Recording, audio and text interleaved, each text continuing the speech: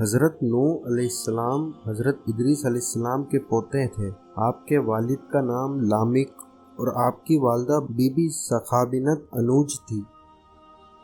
اللہ تعالیٰ نے آپ علیہ السلام کو عراق اور عرب کے دین سے بھٹکے ہوئے گمراہ لوگوں کی ہدایت کے لیے اس دنیا میں بھیجا تھا۔ نوح علیہ السلام کا تذکرہ قرآن مجید میں 45 مرتبہ آیا ہے۔ جب آدم علیہ السلام کی نسلیں شیطان کے بہکاوے میں آ کر بتوں، آگ اور سورج کی عبادت کرنے لگے اور ایک رب کے بجائے پتھر کے خداؤں کو پوجنے لگے اور ان سے مانگنے لگے، یہ پتھر کے خدا خود کے لیے بھی کچھ نہیں کر سکتے تھے تو ان کے لیے بھلا کیا کرتے۔ دنیا میں پہلی بار بت پرستی کا آغاز ہوا تھا۔ اللہ پاک جو اپنے بندوں سے محبت رکھتا ہے، اس کو یہ کبھی گوارا نہیں کہ اس کے بندے شیطان کے بہکاوے میں آ کر اللہ رب العزت کے علاوہ کسی اور کی عبادت کرنے لگے اور حشر کے دن دوزخ میں شمار ہو۔ اس لیے اللہ پاک نے حضرت نوح علیہ السلام کو اپنا نبی بنا کر اس دنیا میں بھیجا۔ یہ وہ دور تھا جب انسانوں کی عمریں کافی لمبی ہوا کرتی تھی۔ حضرت نوح علیہ السلام نے 950 برس عمر پائی۔ قوم نوح 5 بتوں کی عبادت کرتی تھی، جس کا ذکر قرآن پاک میں سورہ نوح میں بیان کیا گیا ہے۔ اللہ تعالیٰ فرماتا ہے سورہ نوح میں، اور کہنے لگے اپنے معبودوں کو ہرگز نہ چھوڑنا، اور ود اور سوا اور یاغوث اور یعوق اور نصر کو بھی ترک نہ کرنا۔ یہ دراصل ادریس علیہ السلام کے 5 بیٹوں کے نام تھے، جن کے اس دنیا کے جانے کے بعد قوم نوح نے ان کے بتوں کو بنا کر ان کی عبادت شروع کر دی تھی۔ دوسری روایت ہے کہ یہ لوگ حضرت آدم علیہ السلام اور حضرت نوح علیہ السلام کے درمیان کے زمانے میں نیک اور اچھے اولیاء کرام تھے۔ ان کے بتوں کے لیے شیطان نے اس قوم پر وسوسے ڈالے تھے۔ اس قوم نے ہر گھر کے لیے علیحدہ علیحدہ بت بنا دیے۔ اس قوم پر اللہ تعالیٰ نے نوح علیہ السلام کو جب نبی بنا کر بھیجا تو نوح علیہ السلام راتوں میں اپنی قوم کے اچھے لوگوں کے پاس جاتے، جو بہت ہی غریب ہوتے تھے۔ آپ علیہ السلام ان لوگوں کو ایک اللہ کی عبادت کی دعوت دیتے تھے۔ ایک بار آپ علیہ السلام نے ان لوگوں کو جمع کر کے ان سے فرمایا، اللہ تعالیٰ نے مجھے دین حق کی تبلیغ کے لیے چن لیا ہے۔ تم میں سے جو بھی ایمان لائے گا میں اسے اچھے اجر و ثواب کی خوشخبری دیتا ہوں، اور جو میری دعوت سے منہ موڑے گا میں اسے خبردار کرتا ہوں۔ اللہ رب العزت اس پر اپنا عذاب نازل فرمائیں گے، اس لیے اللہ پر ایمان لاؤ اور اس کی عبادت کرو۔ تم نے جو بت بنائے ہیں انہیں چھوڑ کر ایک اللہ کی عبادت کرو، جو زمین اور آسمان کا خالق اور مالک ہے، اور جس کے قبضے میں موت اور حیات ہے۔ وہ لوگ آپ علیہ السلام کی باتیں بہت دھیان سے سن رہے تھے۔ تب ان میں سے ایک شخص آپ سے پوچھتا ہے، اے نوح، تمہارے معبود نے تمہیں کیوں بھیجا ہے، اور تمہارے پاس اپنی بات کے سچے ہونے کا کوئی ثبوت ہے؟ حضرت نوح علیہ السلام نے فرمایا، اے لوگو، کون ہے جس نے آسمان بنایا، اسے اونچا کیا، پھر اس کو روشن سیاروں اور چمکدار ستاروں سے روشن فرمایا؟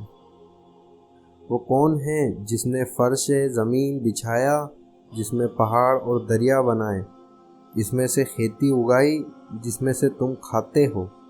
آخر وہ کون ہے جس نے تمہیں اچھی صورتوں سے نوازا؟ اے میری قوم کے بھٹکے ہوئے لوگوں، بتوں کی پرستش تو ایک شیطانی وسوسہ ہے، اس سے بچو اور میری رسالت پر ایمان لاؤ اور میرے اور اپنے پروردگار کی عبادت کرو۔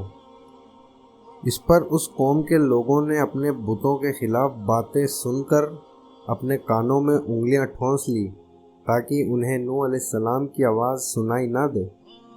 پھر دھمکی دے کر آپ علیہ السلام سے کہنے لگے کہ دیکھو، آج تو ہم تمہیں چھوڑ دیتے ہیں، لیکن آئندہ اگر تم نے دوبارہ اس طرح کی تبلیغ کی تو ہم تمہیں اس کی سخت سزا دیں گے۔ یہ کہہ کر وہ لوگ وہاں سے چلے گئے۔ لیکن نوح علیہ السلام کو جب بھی موقع ملتا وہ بستی میں جا کر لوگوں کو ایک خدا کی طرف بلاتے۔ اس پر آپ کے اوپر تشدد بھی کیا جاتا، لیکن آپ علیہ السلام انہی کلمات کو دہراتے اور کہتے، اے لوگوں، خدا کے ساتھ کسی کو شریک مت کرو۔ اسی طرح کئی صدیاں بیت گئی، لیکن کچھ ہی لوگ تھے جو ایمان لائے۔ یہاں تک آپ علیہ السلام کی کافرہ بیوی کے کہنے پر لوگوں میں یہ مشہور کر دیا کہ نوح علیہ السلام دیوانے ہو چکے ہیں، جس کے چلتے لوگ کہیں بھی نوح علیہ السلام کو دیکھتے وہاں انہیں پتھر مارتے، اور کافروں کی بیویاں اپنے بچوں کو نوح علیہ السلام کے پاس لے جاتی اور کہتی، اے لڑکو، یہ شخص تمہارا دشمن ہے، اس سے کبھی ہمدردی نہ کرنا۔ اسی دوران ایک بار جبریل علیہ السلام نوح علیہ السلام کے پاس آئے اور آپ کو ایک شاخ دی۔ جب نوح علیہ السلام نے اس شاخ کو زمین میں لگایا تو وہ کافرہ عورتیں بانجھ ہو گئی۔ مسلسل 40 سال تک کسی کافر کے یہاں کوئی اولاد نہ ہوئی۔ آپ علیہ السلام نے جو ایک اللہ کو ماننے کی دعوت صدیوں تک لوگوں کو دی، اس کے نتیجے میں صرف 40 مردوں اور 40 عورتوں کے سوا کسی نے بھی آپ علیہ السلام کی دعوت کو قبول نہ کیا۔ حضرت نوح علیہ السلام نے آخرکار اس صورتحال میں اپنے رب کو پکارا، جس کے جواب میں اللہ تعالیٰ نے اس قوم کے سرکشوں کی سزا کا اعلان فرما دیا۔ آپ علیہ السلام کو حکم ملا کہ ایک کشتی تیار کی جائے تاکہ آپ علیہ السلام خود کو اور آپ پر ایمان لانے والوں کو اس عذاب سے بچا سکیں۔ حضرت نوح علیہ السلام نے کشتی بنانا شروع کی، جس پر لوگوں نے آپ کا مذاق اڑانا شروع کر دیا۔ وہ کہتے کہ خشکی میں آپ کو کشتی کی کیا ضرورت پڑ گئی، لیکن آپ علیہ السلام اللہ کے حکم پر کشتی بناتے رہے۔ جب آپ نے کشتی بنانا شروع کی تو حکم الہی ہوا، اے نوح، تم 1,24,000 تختے بناؤ اور اس پر انبیاء علیہ السلام کے اسماء مبارک لکھو۔ آپ علیہ السلام نے ایسا ہی کیا، لیکن اگلے ہی دن سارے انبیاء کے نام مٹ گئے، جس پر آپ علیہ السلام نہایت پریشان ہوئے۔ آپ نے دوبارہ انبیاء کے نام لکھے جو اگلے دن پھر مٹ گئے، جس پر حضرت نوح علیہ السلام سمجھ گئے کہ یہ اللہ کی مرضی ہے۔ اس پر ارشاد باری تعالیٰ ہوا، اے نوح، ناموں کو ہمارے ناموں سے شروع کرو، اسے آخری پیغمبر محمد مصطفیٰ صلی اللہ علیہ وسلم کے اسم مبارک پر ختم کرو۔ چنانچہ جب آپ نے ایسا ہی کیا تو غیب سے ندا آئی، اب تیری کشتی تمام ہوئی۔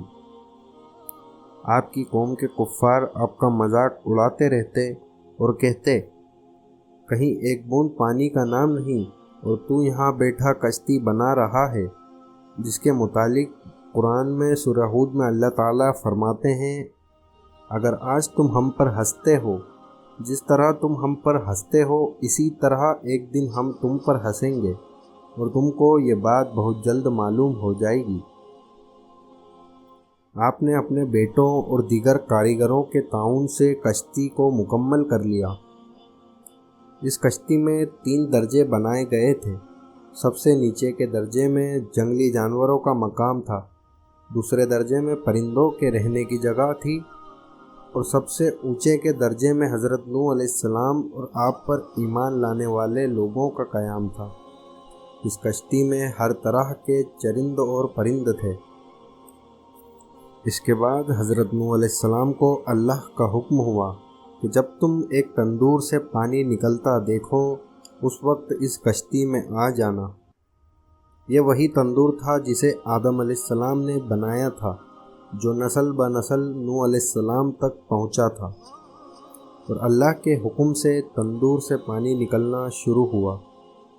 یہ ماہ رجب کی دوسری تاریخ تھی جب حضرت نوح علیہ السلام کی بیوی اس تندور میں روٹیاں لگا رہی تھی۔ جب انہوں نے پانی نکلتا دیکھا تو وہ بھاگی بھاگی حضرت نوح علیہ السلام کے پاس پہنچی، انہیں سارا ماجرا بتایا۔ حضرت نوح علیہ السلام نے عذاب کی اس پہلی نشانی کو دیکھ کر ان لوگوں کو ناؤ میں جمع کیا جو آپ پر ایمان لائے تھے۔ وہ لوگ کشتی میں سوار ہو گئے۔ جانور اور پرندوں کو پہلے ہی کشتی میں داخل کر لیا گیا تھا۔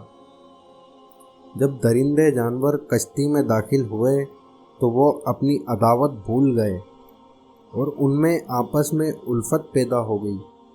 جب حضرت نوح علیہ السلام اور آپ کے ساتھی کشتی میں پوری طرح داخل ہو گئے، اس وقت زمین میں جگہ جگہ سے پانی نکلنے لگا۔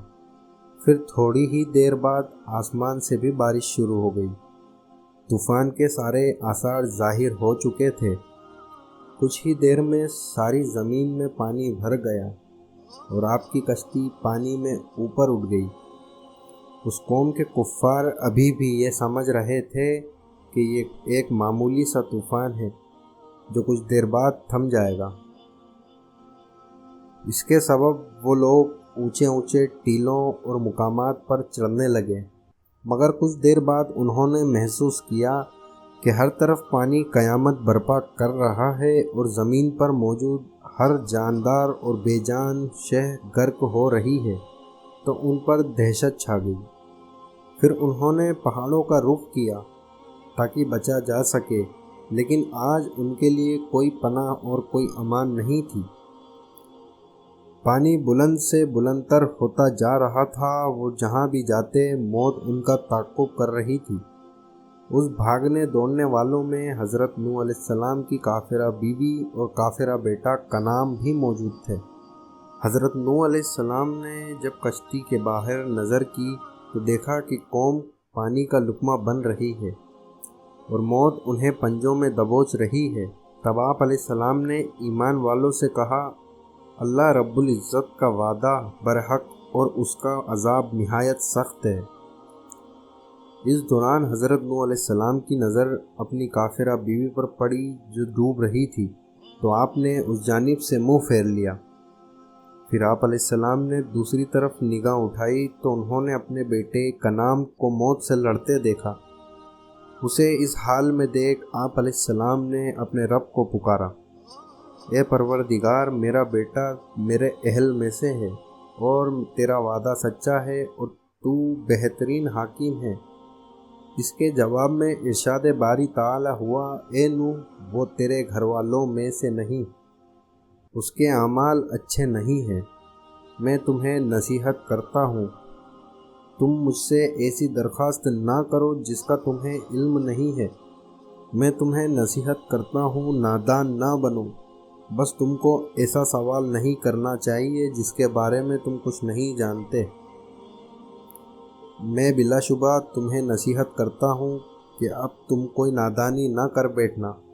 حضرت نوح علیہ السلام نے عرض کیا، اے میرے پروردگار، میں تجھ سے پناہ مانگتا ہوں کہ ایسی چیز کے متعلق سوال کروں جس کا مجھے علم نہیں۔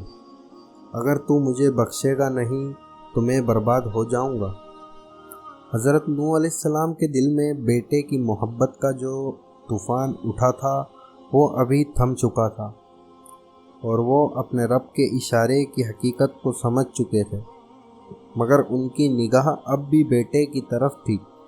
اتنے میں خداوندی سے ایک طوفانی موج آئی جس نے کنعان کو حضرت نوح علیہ السلام کی آنکھوں سے ہمیشہ ہمیشہ کے لیے چھین لیا۔ وہ پانی میں دیکھتے ہی دیکھتے غرق ہو گیا۔